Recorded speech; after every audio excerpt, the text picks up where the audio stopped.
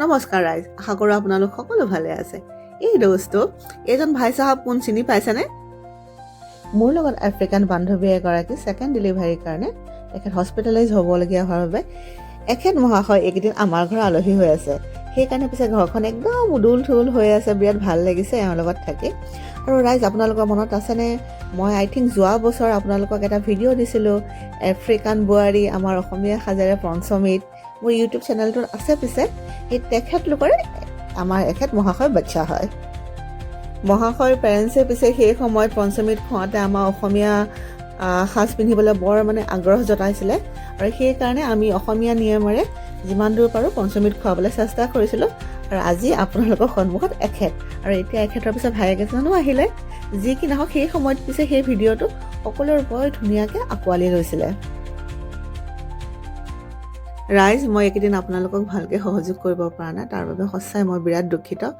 কিন্তু এই অকণমানিটোৰ লগত লাগি থাকোঁতে সময় কেনেকৈ পাৰ হৈছে মই একদম ধৰিব পৰা নাই। আৰু তাৰ বাহিৰে জানেই নহয়, অফিচ, ঘৰ চম্ভালা, আৰু মোৰ গাটোও পিছে বিৰাট বেয়া হৈ আছিলে, অলপমান জ্বৰো হৈ আছিলে।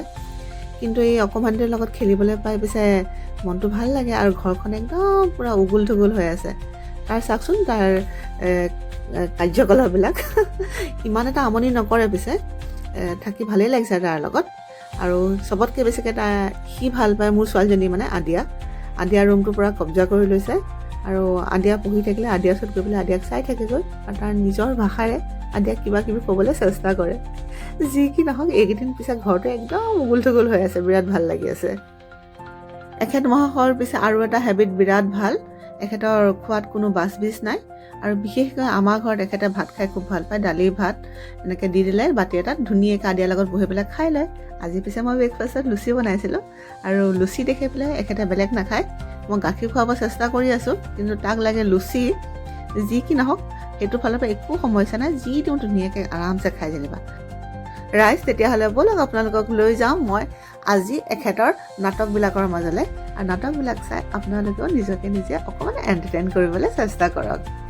একচুৱেলি ক'বলৈ গ'লে যিসকল মহিলাই বাচ্চা চম্ভালি আছে তেওঁলোকক মই নমস্কাৰ জনাইছোঁ, কিয়কি বাচ্চা চম্ভালাটো বাচ্চাৰ খেল নহয়।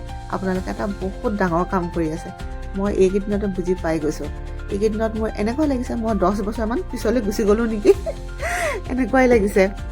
আৰু এখেতক শোৱাৰ সময়ত শুবলৈ নাযায় ফাৰ্ষ্ট অফ অল, আৰু শোৱাৰ সময়ত মই বহুতবিলাক সাধু কথা কওঁ আৰু ভিডিঅ'ও দেখাওঁ। তাৰ বাহিৰে আমাৰ ইয়াত এতিয়া কি হৈছে, গৰম দিন আহিছে, আৰু গৰম দিন আহোঁতে বেলি পঢ়োঁতে বহুত দেৰি হয়। ৰাতি 10:30, 11টামান বজালৈকে দিনৰ নিচিনা পোহৰ হৈ থাকে। আৰু এই গৰম দিনকেইটাত ৰাতিটো খুব বেছি আন্ধাৰ, খুব বেছি 3 ঘণ্টামানহে হয়। আৰু সি খিৰিকীখন চাই পেলাই কয়, এতিয়াতো ৰাতি হোৱা নাই, তেতিয়াহ'লে আমি কিয় শুম? তাৰ অবুজ ভাষাবিলাকেৰে মোক বহুত কথা বুজাবলৈ চেষ্টা কৰে, আৰু ময়ো বহুত কথা বুজিবলৈ চেষ্টা কৰোঁ। এনেকৈ আমাৰ দুটা নাটকবিলাক চলি আছে।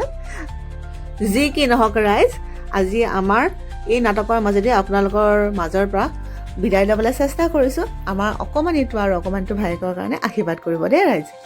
আৰু তেতিয়াহ'লে পুনৰ লগ পাম। আজিলৈ ইমানতে এৰিছোঁ। ধন্যবাদ। Bye bye.